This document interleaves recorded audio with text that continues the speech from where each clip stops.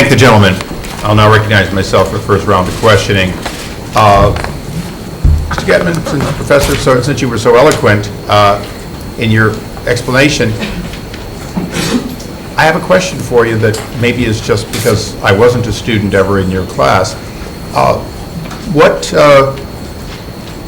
Is there a right under the National Labor Relations Act to guarantee that you have new employees junior to you?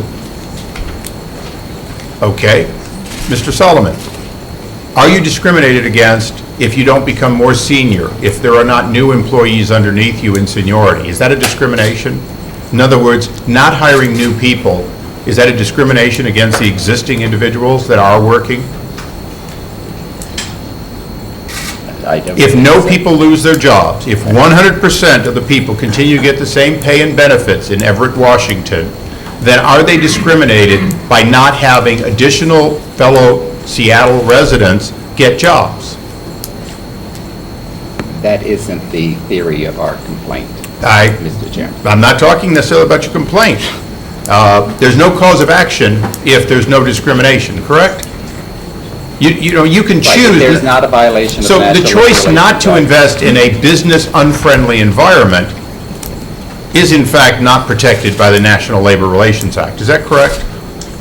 New investment, new jobs, new decisions, not protected by the National Labor Relations Act, correct? In your opinion. Okay, let me get to a couple of fairly simple points. You're enacting. You were chosen by the President in 2010. You serve at his pleasure, is that correct? Correct. And you will continue to serve at his pleasure until or unless you're confirmed. After that, you could only be removed for cause, correct? Yes, I think so. So, oddly enough, somebody who totally is dependent upon the continued best wishes of President Obama is who brought this case. Just an oddity that you've been so long since 2010 and you haven't been confirmed. The White House had no involvement in my decision-making process. I didn't ask that, but thank you for offering. And the NLRB itself has 4 Obama appointees and 1 vacancy, and one of those appointees is a recessed appointment, meaning not confirmed. Is that correct? That is correct. So the term independence, you're currently no more independent than Janet Napolitano or any of the other political appointees of the president. I would respectfully disagree with you. Well, I mean, from a standpoint of you serve at the pleasure of the president, right? Yes. Okay. One of the questions I'm trying to understand, and I think I'll go to Chicago for a moment, and I have a tough time with your name, Ms. Camaro. Ms. Camaro, Mr. Chairman. Ms. Camaro, okay, much better when I hear it. Must be a South Carolinian thing. Very much a South Carolina name. Your opinion is different, but let me just ask, because Professor Getman was kind enough to say that this was so ordinary and routine and common. Is there anything common about an expanding opportunity, new jobs, and some of those new jobs, 3,000 or so of them, are going to Everett, Washington, and 1,000 are coming here? Is there anything unusual about that triggering, notwithstanding what's in the hearts and minds of executives or even the conversations of executives, is there anything unusual in a case being brought claiming that it's retaliatory, the only giving 3 out of 4 jobs to the people that you're supposedly retaliating against? I mean, that's one of the things that's unusual, Mr. Chairman, about this case, in my opinion. There are 2 things. One is it's very clear, at least in my reading of Section 8A3 cases that deal with discriminatory relocations, that they involve some sort of physical transfer of work and some sort of removal, a tangible removal of work.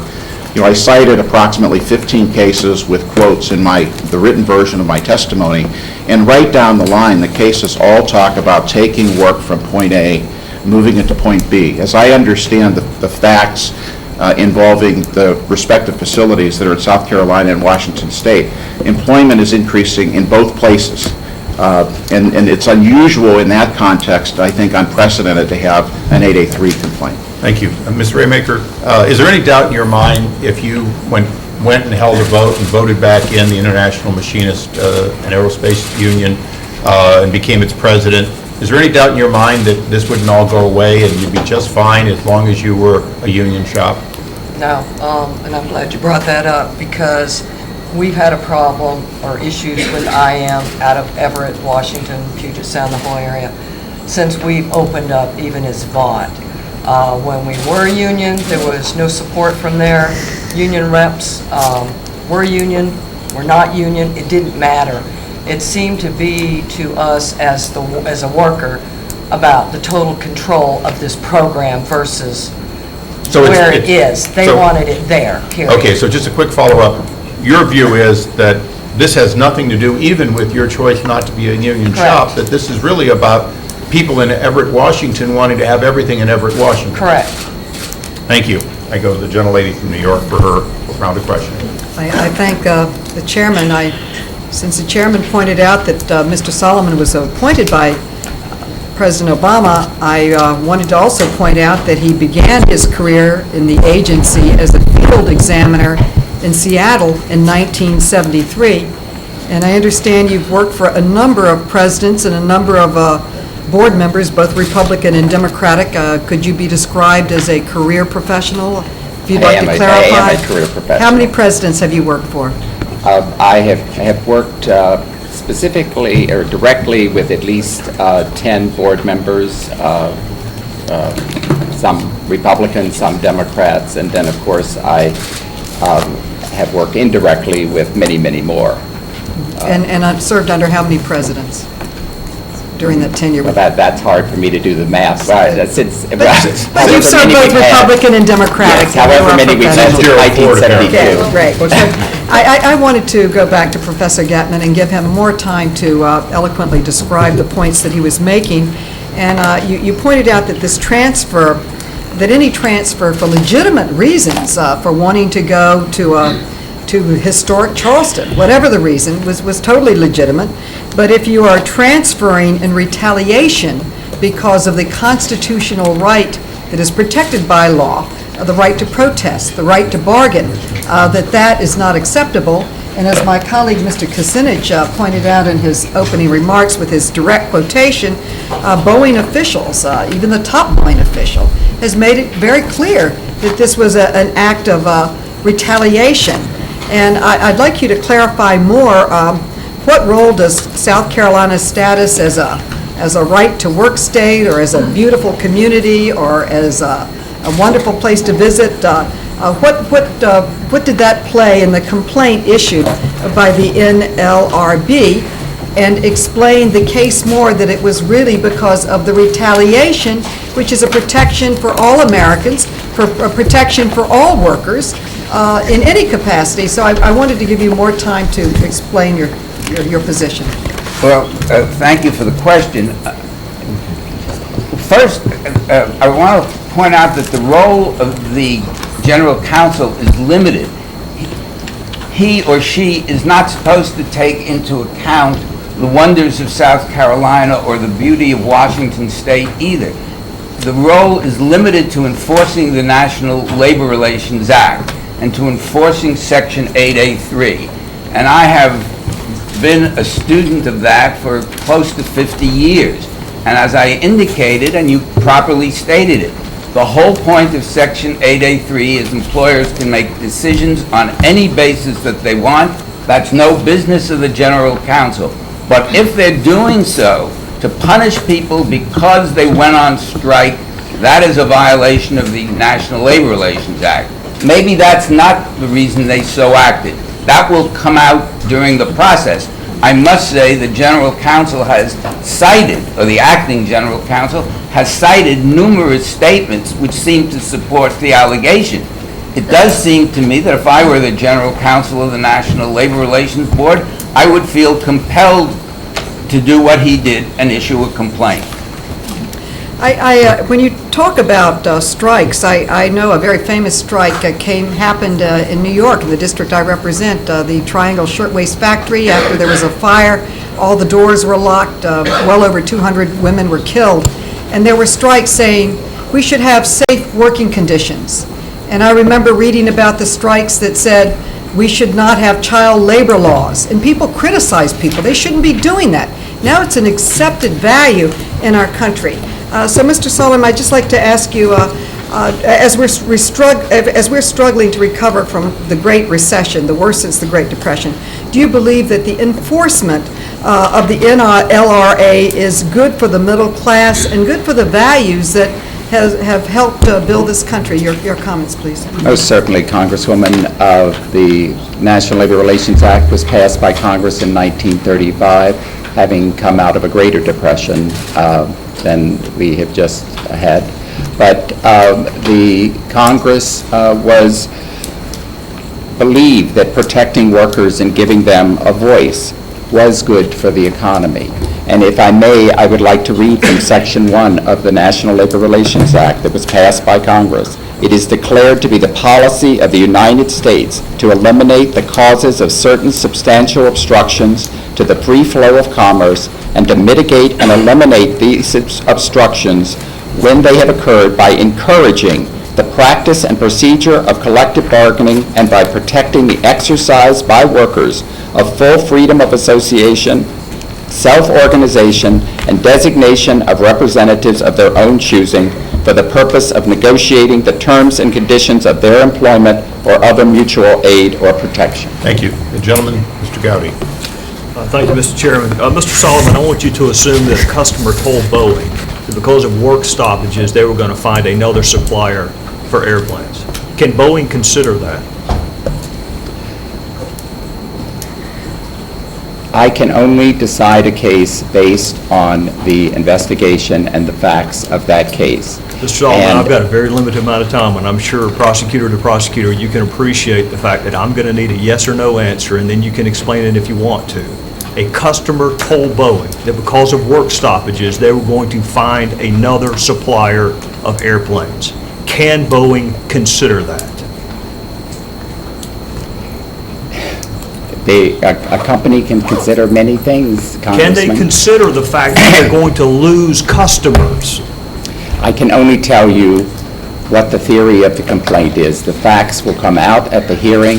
Mr. Solomon, do you agree that it is a fact that there was a work stoppage for 58 days that cost Boeing over $1 billion? Do you agree that that's a fact? Yes. Do you agree that Mr. Branson said these work stoppages are unacceptable, and if they continue, we will find another supplier of our airplanes? Do you dispute that that statement was made? I just do not want to talk about evidence that's going to be introduced into the record. Mr. Solomon, it's been in the newspaper. There's nothing confidential about that. Do you dispute that Mr. Branson, a customer of Boeing's, said, if the work stoppages continue, we will find another supplier for our airplanes? That is not evidence on the record, and I am not going to talk about facts that are going to be introduced either by the General Counsel or by Boeing in this case. Mr. Solomon, can you name me a single solitary worker in Washington State who's lost their job as a result of Boeing's decision to build a separate, distinct line of work in Charleston? Not at this time, no. Can you name me a single solitary employee in Washington State who's lost a benefit as a result of Boeing's decision to build a separate, distinct line of work in Charleston? Not at this time, Then no. where's the retaliation, Mr. Solomon? The theory of the complaint is that the decision to build the second line in South Carolina was motivated by the employees having exercised their Section 7 rights. Which goes exactly to the first question I asked you. So I'm going to ask you again. Can Boeing factor in the fact that customers are going to leave them if the work stoppages continue? Is that among the myriad factors? Can they factor that in? Boeing will introduce evidence saying that they had reasons Mr. other Solomon, than... you're the prosecutor. You get to decide whether or not there's probable cause. Yes, you didn't but have to Boeing, file this all complaint. You did not have to file this complaint. You get to exercise your discretion in whether or not probable cause exists that a violation occurred. So I'm asking you, as part of your deliberative process, did you factor in whether or not Boeing can consider the likelihood of losing customers if the work stoppages continue in Washington State? We believe that the evidence will show that Boeing was motivated by retaliation for their employees' Section And 7 I'll rights ask and you the right again, to where's the strike. retaliation? Do you agree that there are more employees at Boeing in Washington State now than there were when you filed your complaint? There are Mr. Chairman, now. I have a point of order. The gentleman will suspend, the gentleman will state his point of order. Under Rule 9E of the committee rules, I object to this line of questions. It's not relevant to the subject matter before the committee, and it's in violation of the chairman's stated limitation on the scope of the hearing. And I would like a ruling on my objection.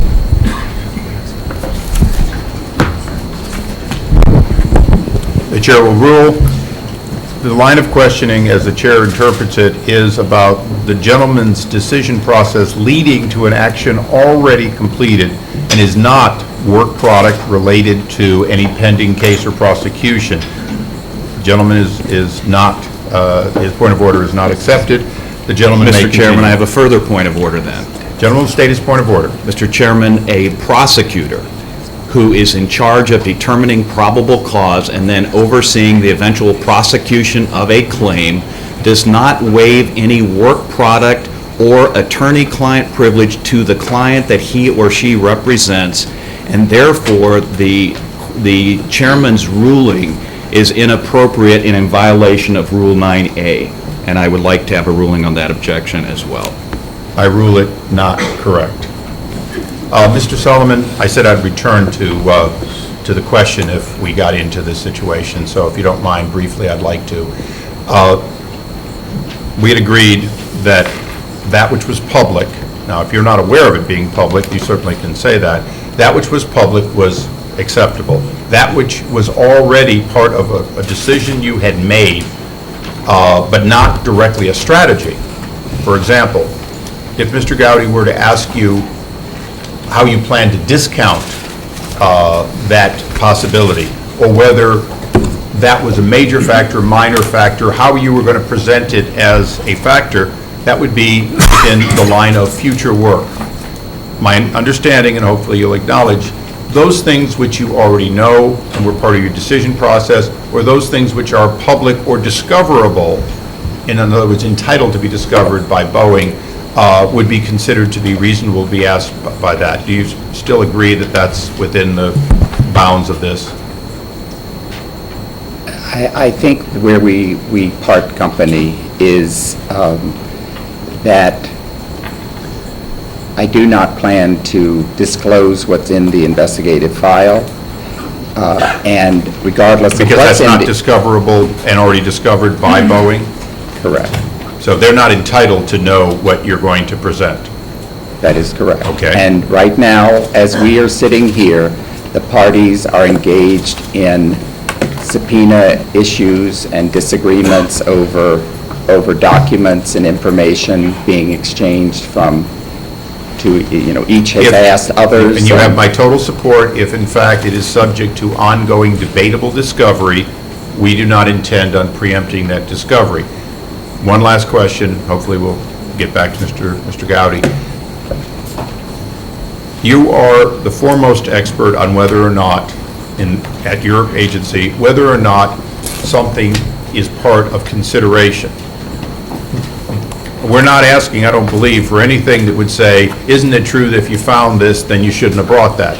That would obviously exceed our scope.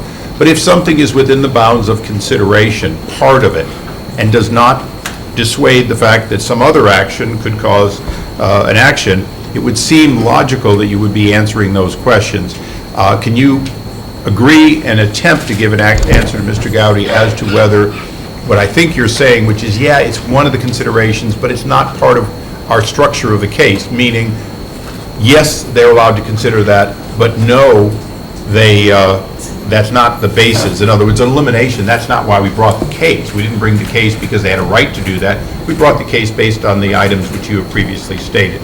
If you can do that, perhaps we can move on without any further appeal. Well, Mr. Chairman, Wait a second, I'm talking to the witness, please. The part that I'm struggling with, Mr. Chairman, is that whether things are in the public, because they've been in the newspaper doesn't make them true. Because they've been in the newspaper doesn't mean that it's part of Boeing's defense. And you know, the hearing is, when the hearing gets to the substantive part of this case, Boeing will have complete and ample opportunity to present their side of this story. And that's where... Okay, if we can try to go forward a little longer with Mr. Gowdy's questions of those items which are not part of that, not yet discovered. Yes, ma'am. May I join my colleague in objecting? I find it highly unusual. The chair has already ruled, we've had a Well, colloquy. I'm bringing my own objection. The chair has already ruled it I'm is bringing not, my own. it is not in order to bring duplicate agenda. Okay, I'm bringing a different one. The chair recognized Mr. Gowdy. I'm bringing a different objection. Thank you, What Mr. would- Chairman. And my objection is that you are calling before your committee an ongoing case is taking place The right now. And gentlelady you are is- calling the prosecutor of gentlelady that is not case recognized. before Please, here Mr. Gowdy. and no one Thank from you, Mr. Boeing. Chair. Now, is that intimidation or Solomon. is that prejudice or is that just plain Wait, unfair? sit almost suspend. I want to make it clear, we did not invite Boeing. We did not believe it was appropriate to have members of the union or members of the company here. But having said that, the minority picked its witness, and your witness is here. If you'd wanted Boeing to be here, that could have been your choice. The gentleman's recognized. Thank you, Mr. Chairman. Mr. Solomon, I certainly didn't intend for my questions to rile my colleagues on the other side. And I thought we'd moved on past that. I thought that we were discussing whether or not you could name any employees in Washington State who had lost their jobs as a result of Boeing's decision to move to Charleston, and you said no. I said not at this And time. I asked you whether or not you could name any employees in Washington State who had lost a benefit as a result of Boeing's decision, and you said no. Not at this And I asked time. you where the retaliation was. The decision, or the theory of our complaint is the decision to build the second line in Charleston, North Charleston, was in retaliation for the employees' right to strike. And then we got back to whether or not hypothetically a company not called Boeing can factor in its likelihood of losing customers as it decides to pick a location for a separate, distinct new line of work. Companies can make non-discriminatory reasons for relocating work, making new work, whatever, and that is not a violation of the National Labor Relations Act. I'm not going to ask you about the use of the word mothball because I don't have any evidence that you used it, although it's been alleged to have been used in connection with this. I find no evidence that you used it. I did not. But essentially, the remedy you're asking for is tantamount to mothballing it. I mean, it's very clear, paragraph 13, you want this line of work moved back to Washington State. The time is up, but I would like to Please, you may describe respond. this, if I may. Mr. Chairman, I would ask for 30 more seconds, given the fact there was a little bit of commotion when I was, Without objection, so ordered. thank you. When the National Labor Relations Act finds a violation, alleges a violation, I'll say the General Counsel issues a complaint with an allegation of Section 8A3. The General Counsel alleges as a remedy to return to the status quo ante. That means where things would have stood but for that discrimination. I've got one That final is- question, and I'm going to be through, along those lines. Well, can I just say one thing before you do it? Sure. We have what we call notice pleadings. That our complaint is to put people on notice, this is the violation, this is the remedy. But that is the beginning of the conversation. It is not the end of the It's conversation. not an exclusive remedy. You would settle for something less than that. The Boeing will have every opportunity at the hearing to establish that it would be unduly burdensome for them to take the second line back to Washington State. And that will be heard by the I've got one judge. more question, and then I'm done. If Boeing had picked Brazil instead of Charleston, what would the remedy be? It would be the same. The complaint would look the exact same as it does now. What jurisdiction do you have in Brazil? It's not a question of Brazil, it's a question of Boeing. If we had jurisdiction over Boeing, if Boeing had completely moved to Brazil, it would be out of the jurisdiction China? of us. Same answer. Yes, India? yes. Thank you, Mr. Chairman. Thank you. Ms. Norton? My good friend, Mr. Gowdy, is a former U.S. attorney and ought to know the difference between asking legal hypotheticals, which are appropriate, and trying to try this case before this committee. When he asks Mr. Solomon to name employees who have lost their jobs or words to that effect. He has gone to matters that could only be put in evidence. It was highly inappropriate. Let me Would get the this. gentlelady yield for just a question? I'll give you the additional time.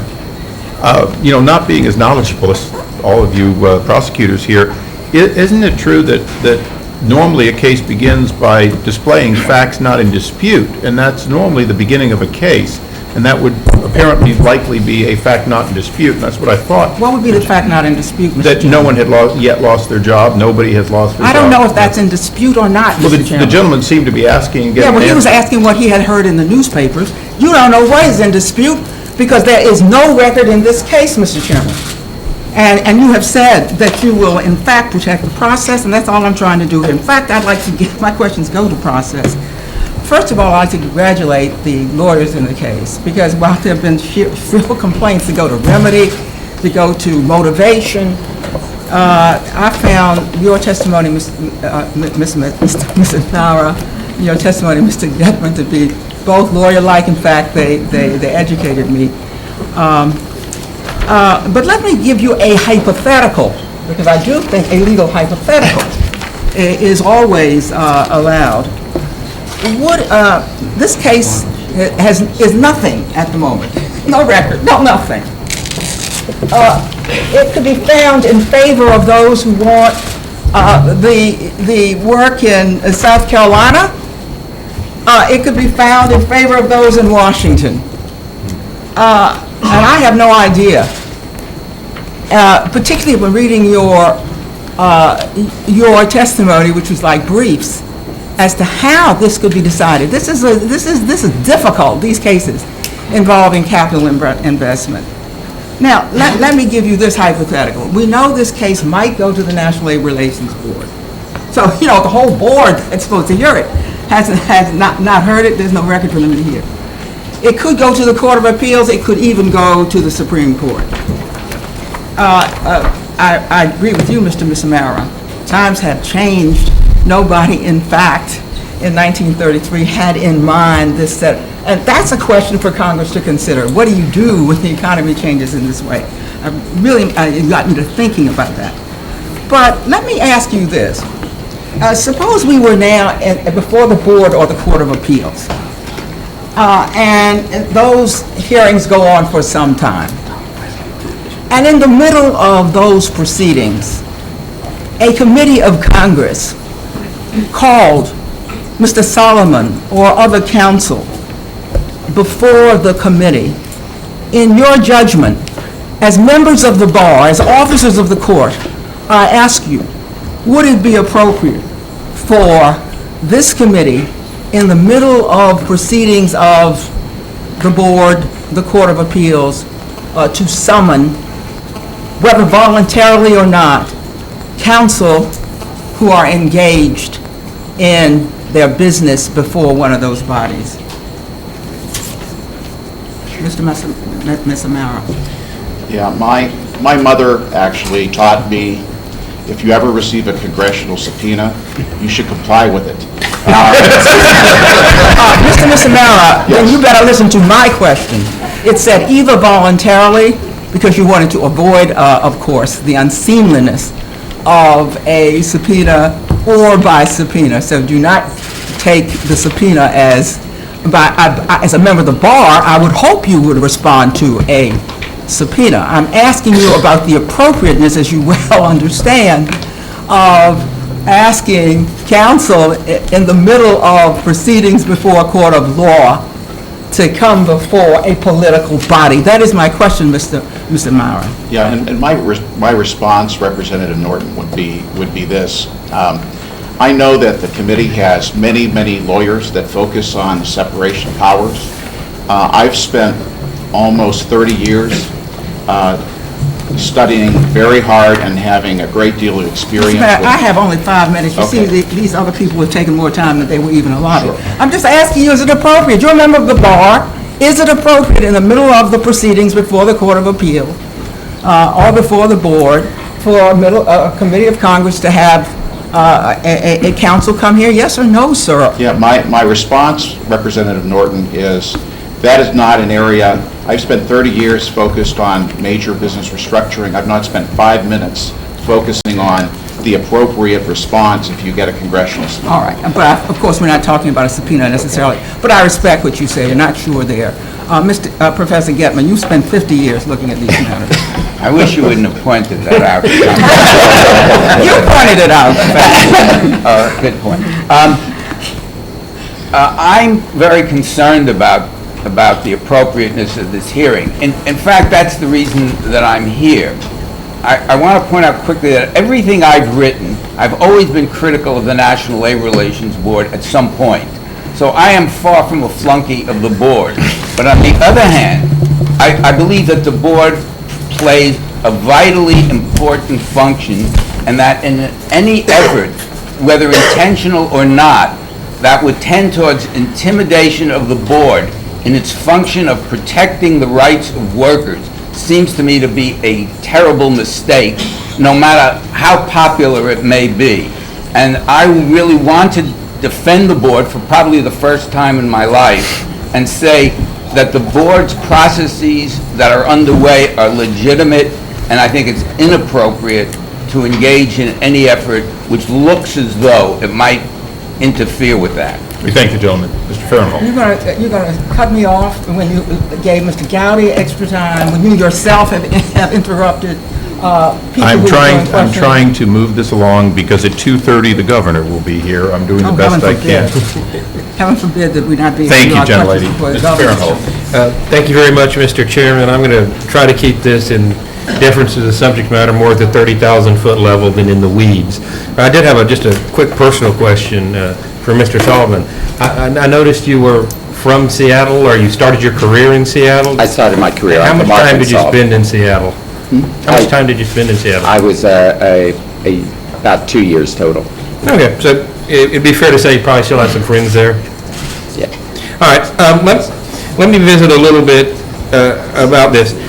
You talk about, I guess my question is, has this ever happened in the past where there's been an action against a business for starting a whole new line of business somewhere else, or is this a first? There has been a line of cases as long as there's been an act of what have been called runaway shops. And companies have moved from the north to the south, from various southwest. I mean, that's typically moving people, that's not new people. The theory of our complaint does not depend on whether it's new work or not. So let me ask you, do you envision a scenario where any set of facts that a company was moving from a union state to a right-to-work state after a strike, that the strike wouldn't be, or the move wouldn't be considered a retaliation? Congressman, I cannot conjecture about cases and fact patterns that are not before me. Were there any discussions with the White House or the administration before pursuing this case? Absolutely not. All right.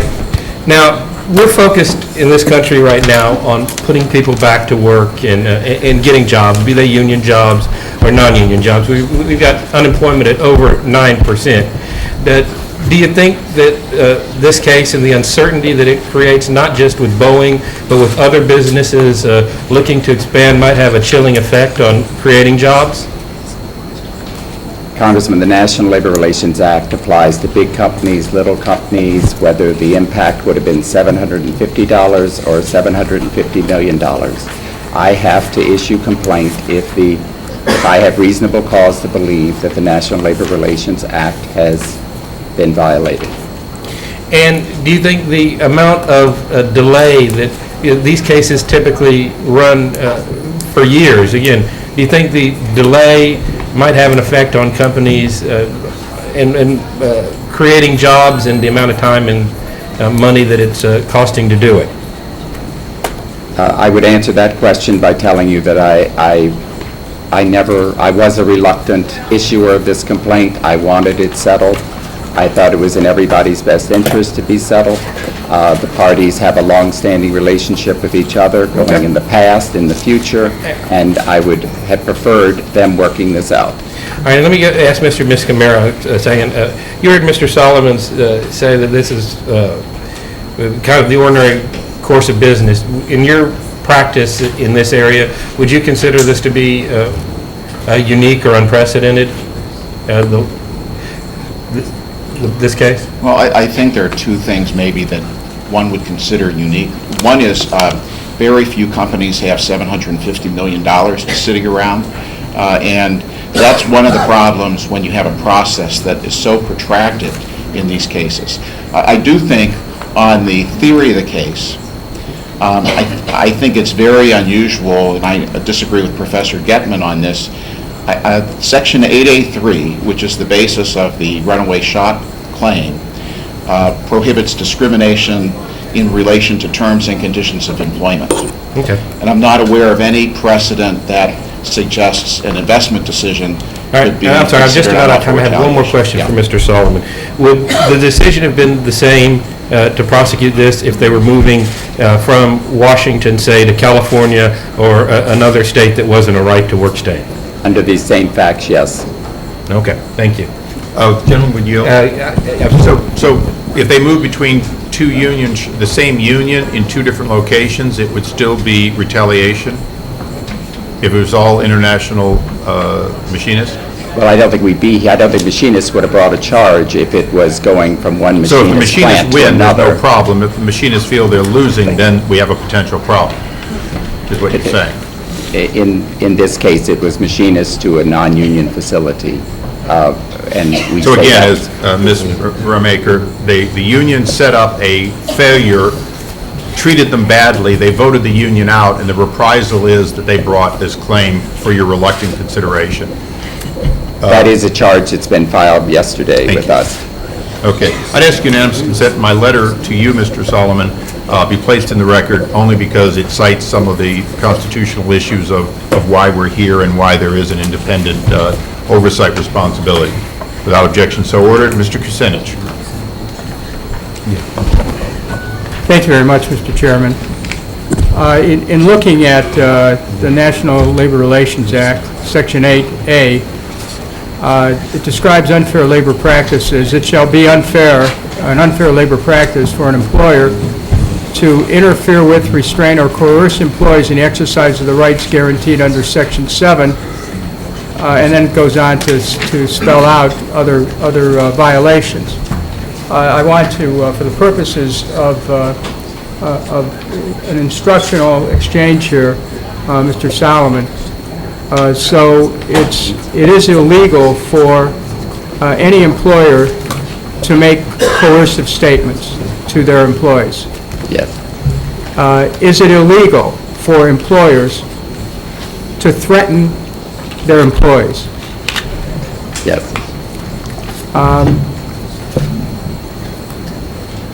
If employees engage in a strike, is that a legally protected activity? It is, Congressman, and if I could take just a moment to, there's also Section 13 of the National Labor Relations Act that, again, Congress passed in 1935, that says nothing in this act, except as specifically provided for herein, shall be construed so as either to interfere with or impede or diminish in any way the right to strike or to affect the limitations or qualifications on that right. So if a company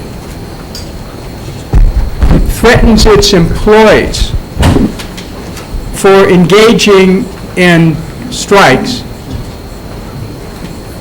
now or in the future, is it a violation of the National Labor Relations Act? Yes.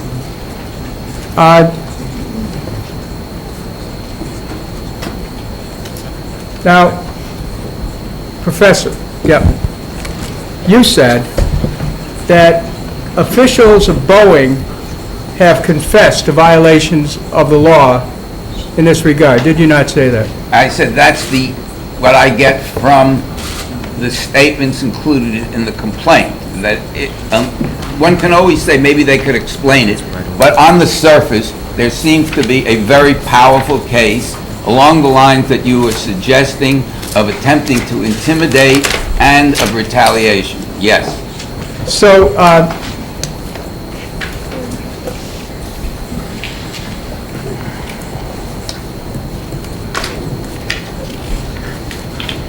the Seattle Times reported that Boeing Executive Vice President Jim Albaugh said, and I quote, "The overriding factor was not the business climate, and it was not the wages we're paying people today. It was that we can't afford to have a work stoppage every 3 years." That's a direct quote. Now, Professor Getman, in the context of what you know about the National Labor Relations Act, and in the context of what was going on in Washington State at the time, when you hear that quote, what does that make you think? Well, I think it's a double unfair labor practice, actually. That is, the statement itself is a form of intimidation. Just making that statement because you know that the workers at Boeing are going to hear this, and it's like telling them, don't strike or this is what you're going to get. Plus, it's an indication that they made the move for that purpose, which is a separate violation. There are actually two violations caught up in that one phrase. One of intimidating and one of taking away work. So then, what would your answer be as a professor of law in this area as to whether or not Boeing unlawfully retaliated against its Washington State workers who were lawfully exercising their right to strike? Now here I have to be professorial and lawyer-like. If that's all the evidence, I know that there's a very strong prima facie case. Let the hearing go forward, let Boeing explain, let them bring out whatever evidence they have. I'm not willing to convict Boeing on the basis of this statement. I am willing to say it's proper to force them to explain what does this mean? Is it in any way different from the way it appears? But if in fact Boeing planned to transfer jobs away from Washington for the purposes of retaliating against the workers in Washington who were lawfully exercising their right to strike, would that be a violation of the National Labor Relations Act? Yes. Okay, I yield back. Thank you. Gentleman from Florida, Mr. Ross. Thank you, Mr. Chairman. Mr. Solomon, the standard of proof necessary to prosecute, successfully prosecute, is what? To bring the complaint? Not to bring the complaint, but to be successful in prosecution. Preponderance of the evidence. So it's not overwhelming, it's not clear and convincing, it's not beyond a reasonable doubt. And you feel that in your negotiations between the sides, that you had sufficient evidence, I'm not asking what it is, but you had sufficient evidence at that time to meet that preponderance of the evidence burden? Yes. Okay. Now, with regard to standing, NLRB is there to just protect union workers? Absolutely not. And that's why the machinists were able to, because they had standing, they were able to file this complaint. Now, non-union workers, the NLRB is there to protect them as well, correct? Absolutely. And what would their standing, is there a different standard for standing between one or the other? No, we investigate every single charge that's filed in every one of our regional offices. They can be filed by any individual, any company. But they're no lesser than each other. Whether a union worker or a non-union worker, their standing is the same. That is correct. So if someone moves to intervene in this particular case, who is non-union, they should have standing and should be allowed to intervene, shouldn't they? The intervention... They shouldn't. I mean, unless there's some extenuating circumstance that says you don't have standing because you're not an employee or you're not a resident there. There are long-standing board principles that apply to intervention. The judge in Seattle was the one who ruled that the employees did not have standing, and that is on appeal to the What was your position board on in that? Washington. Did you support or oppose that We opposed motion to it. intervene? Why is that? Under long-standing board principles, the employees' interests will be adequately represented by Boeing. Not by the NLRB, because of why? I mean, you're there for equal standing, correct? In fact, wasn't one of the reasons the Boeing employees wanted to intervene in this case was to show that there was no union bias, that at the time Boeing was in South Carolina, they were partly unionized. If they had stayed unionized, would you have opposed the intervention? Yes, Really? yes. Now,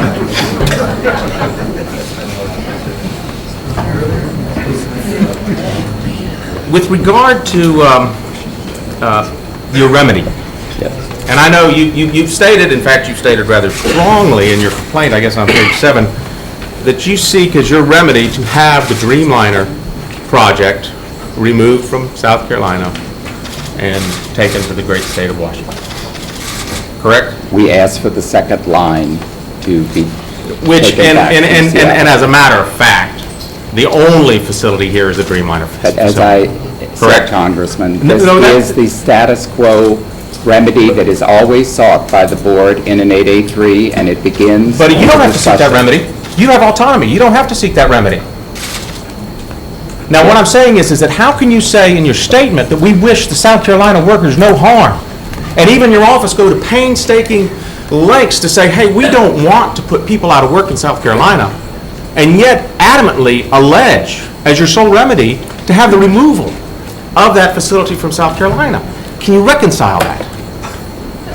I will try again to explain that this is the standard remedy that is pleaded by the general counsel in every 8A3 violation to return to But it what doesn't would have have to be, happened does it? absent It doesn't have to be. discrimination. It doesn't have to be, and you know, we're here because you're saying, oh, well, by golly, we're intervening in a due process proceeding. Well, the last time I looked, that the NLRB was an arm of the United States Congress. It is not a constitutional judicial body, and therefore we have oversight, and that's why we are here. But more importantly to me is when we allow you the opportunity to stand on privilege and not responding, and yet we also politically have to look at the fact and the reality that we've got thousands of jobs that are at stake here. And then I look at Mr. Getman, who says, what is the urgency? Why do we have an urgency? Ms. Ramaker, how many jobs are at stake here in South Carolina? Thousands. 1,000. Mr. Whitman, with your own organization, how many jobs are at stake here? Hundreds. And Mr. Getman, would you not say that at probably the most crucial issue to our country today is jobs, and yet you have the gall to state that there's no sense of urgency when you can look at the Dorsey trailer case and see that in fact, as Mr. Mayor pointed out, that it is almost on point with this one, and in fact, the Dorsey trailers, there were actual violations, but the court found that they could not be, that they were not penalized for relocating their plant from Pennsylvania to Georgia. I got lost somewhere in that. I understand that because I'm a practicing lawyer. Now, let me ask you this question. The gentleman's time has expired. I'll yield back. Point of information, the gentleman, Does the gentlelady have a question?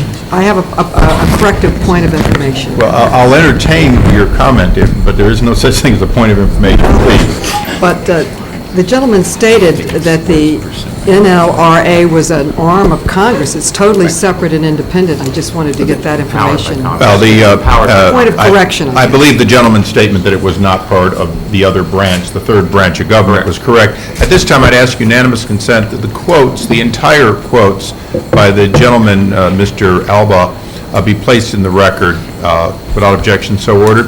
The gentleman from Iowa, Mr. Braley, is recognized. Well, what Mr. Ross said, and it's in the record, is the NLRB is an arm of the United States Congress, which is blatantly false. It's part of the executive branch, and when they're performing an adjudicative function, it's a quasi-judicial proceeding, and that's why we've been talking about due process throughout this hearing. Thank you, Professor Getman, for not convicting Boeing on the basis of the very tiny record we've been talking about here today. And I said at the beginning of this hearing that if you remember one thing about what's going on here today, remember due process. Because there's been many people talking about this as being a baseless complaint.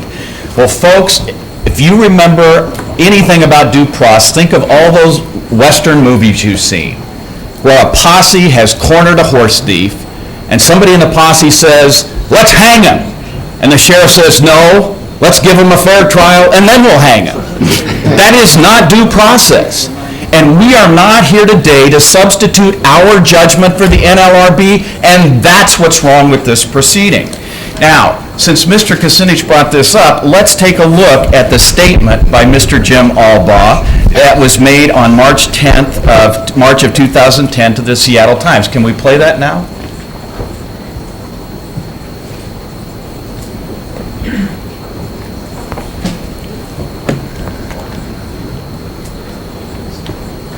But again, the overriding factor was not the business climate, and it was not the wages we're paying people today. It was that we can't afford to have a work stoppage, every 3 years.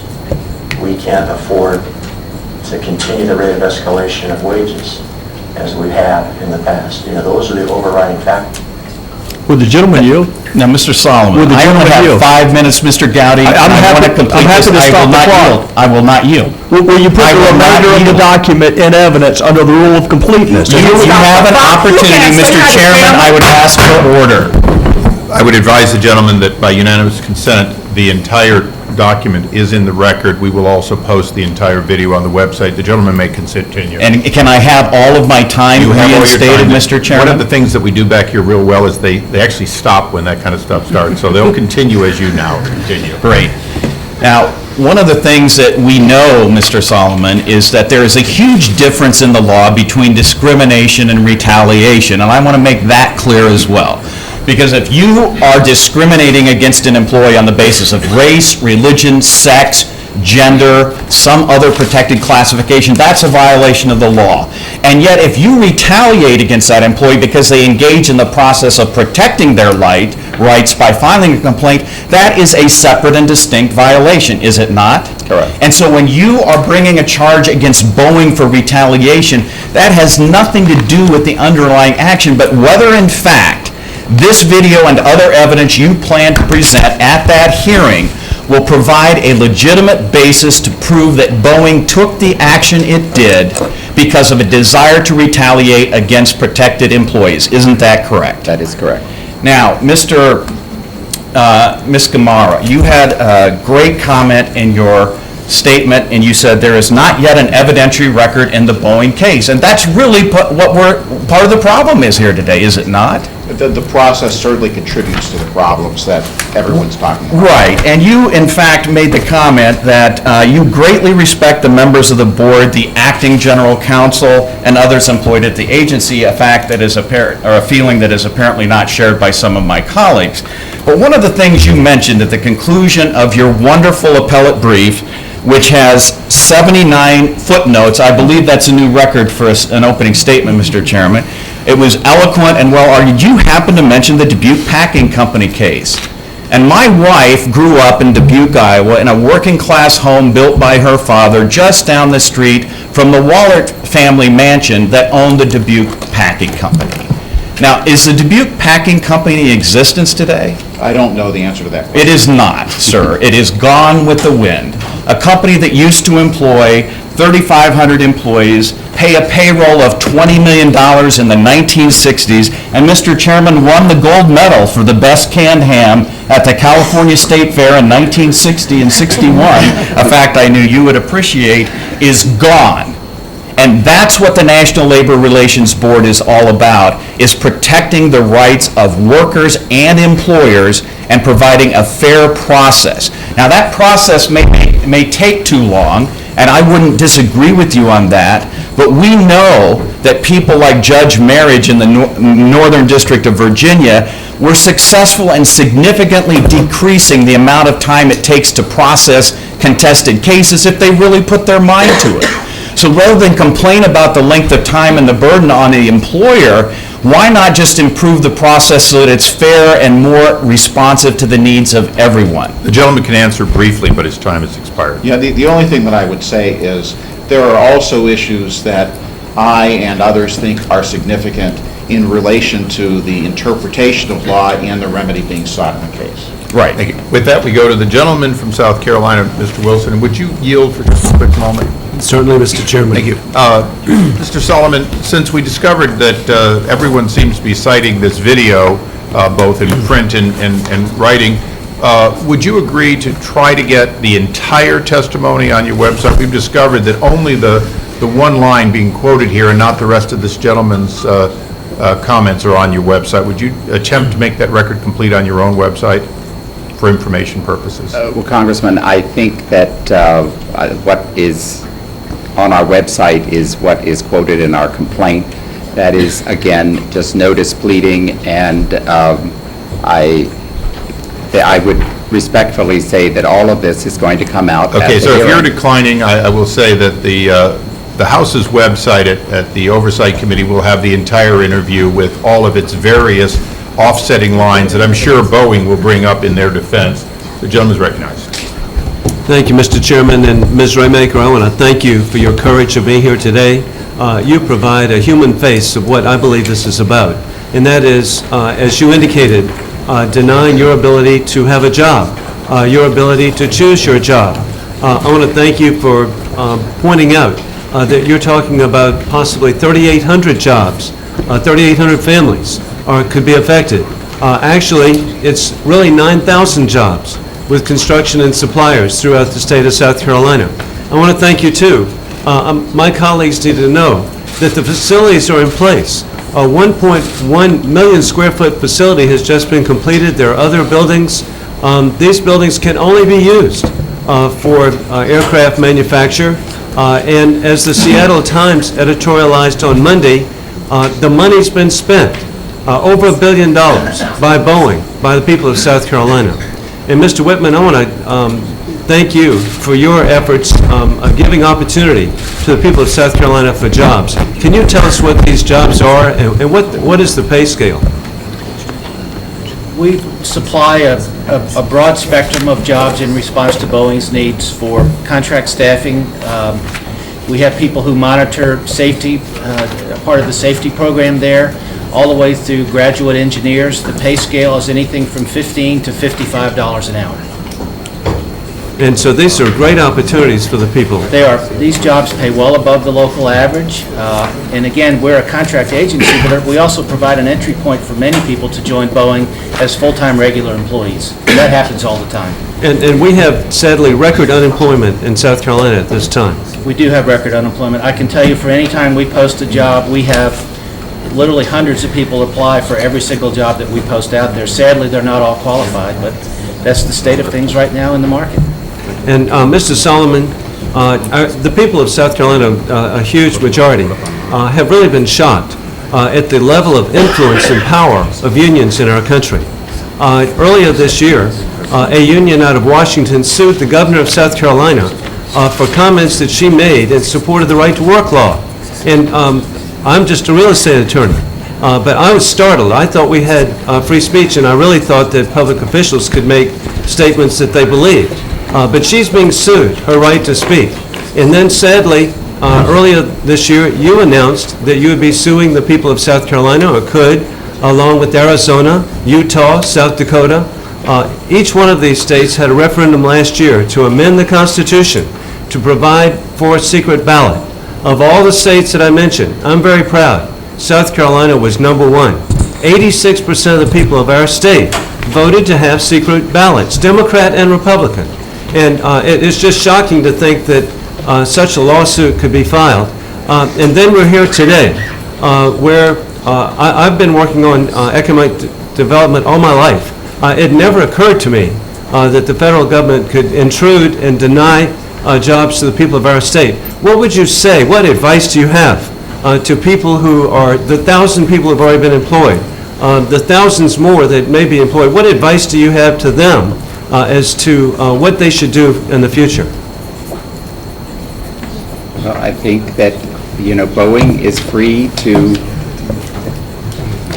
use the South Carolina plant any way it sees fit for non-discriminatory reasons. We have not asked to close the South Carolina plant. As I have said repeatedly here, that the allegation or the remedy that is sought in the complaint is only the beginning of the conversation, and Boeing will have every opportunity to say that if they can establish that the move the second line to Washington State would be unduly burdensome, that the judge will make a decision and the board and the courts will make a decision. But if I could, as to the preemption suit, I would like to say that the National Labor Relations Board loves secret ballot elections. The problem is that the amendment that passed said that the only way employees can become unionized is through a secret ballot election. And under our federal law, that is not the only way that employees can choose union representation, and as a result, the amendments directly conflict with federal law and are therefore preempted, and I have no choice but to file these suits. I apologize, the gentleman's time has expired. Mr. Scott? Thank you, sir. Just have a few questions. For the sake of redundancy, I want to just clarify a couple of definitions. I know Ms. Gamera, you are not a grammarian necessarily, but please help me with some definitions here. Sure. The first definition I want is the definition to transfer. Part of this suit is about transferring assets from one location to the other location. And I keep hearing Mr. Solomon talk about transferring back the second line. Can you help me with the definition of transfer of assets? Well, for purposes of Section 8A3, the conventional, what we see in the cases with alleged discriminatory transfers, work or equipment moves from point A to point B. Okay, work or equipment. And the whole notion of losing jobs in one location to the other location. Can you help me with the definition of created versus transfer? If you transfer assets and you transfer jobs, isn't that different than creating assets and creating jobs? I think, although I'm no grammarian. Of course not. My interpretation of, to refer, for example, to the Boeing situation. Yes. If employment is increasing in South Carolina and employment is also increasing in the Washington state, I'm not aware of any cases that would suggest that constitutes a transfer. Mr. Solomon, the complaint alleges that Boeing decided to transfer its assets or its second line for the 787 for the Dreamliner from Puget Sound to North Charleston. Is that correct? That's correct. But as I understand it, this second 787 Dreamliner, the assembly line, did not actually exist in Puget Sound. Is that correct? That is correct. So how do you transfer assets that do not exist? The theory of our complaint is, but for the unlawful motivation. Yes, sir. Let me ask the question They one more would time. have built the second line in Everett. You've said 3 times today, transfer back the second line. How do we transfer assets that simply do not exist? Can we, in fact, transfer an intangible that doesn't exist back to a place? The second line does exist. It exists now, but did it exist in Washington State? No. So can you literally transfer back something that did not exist there? I would say that you're overparsing the word transfer. The theory of our complaint is that the second line would have been built in Everett absent the unlawful discrimination. So we can't really agree on the definition of transfer or assets or tangible or intangible. Okay. So did Boeing transfer any jobs then from the existing location in Washington State to North Charleston? The key word being existing. At this time, but there is the possibility that as planes are built in North Charleston, that those planes would not be built in Everett. The General Counsel of Boeing, Michael Ludwig, wrote you a letter on May 3rd, and he explained their decision to build a new assembly line. So a new assembly line would not be the same as transfer. Is that accurate? Again, I don't think that this parsing of definitions is going to get us anywhere. Boeing has a different view of this case than we do, and they will have an ample opportunity on the record to present the facts as they see them. Mr. Solomon, as a non-lawyer, I just want to work on definitions. Because if your case is built on the fact that Boeing transferred assets from one location to another location that never existed at the first location, it's really difficult for us to digest that we were actually having a real conversation about the transfer of assets. And if no one lost their job in the first location, it's really hard for us to digest the fact that 1,000 employees and $1 billion investment and the second location has anything to do with not the loss of, but the actual creator said that they were creating a new line. So from a competitive perspective, is it not good to have dual locations, perhaps? If in fact the threat of a shutdown allows for them to have dual locations, do we not find ourselves in a more competitive environment for our goals of creating larger exports from this country to other countries? And if we are actually going to create new jobs in Washington State and new jobs in South Carolina, I don't understand how we arrive at the conclusion that simply someone has been harmed because there were no assets that were tangible to move from one location to the other location, and there were no jobs that were lost, no union jobs were lost at the current location, and there were 1,000 new jobs created at the North Charleston location. The gentleman's time has expired, but Mr. Solomon, you may answer if you would like to. I understand your position, Congressman, and my guess is that Boeing might well present your position. But right now, what we decided is that the decision to build the second line would have been built in Everett, not in North Charleston, absent the unlawful retaliation. So now it's intangibles versus tangibles.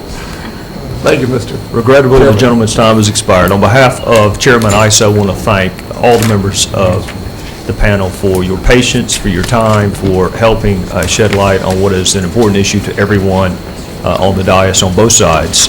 With that, we will take a brief recess and prepare for our second panel.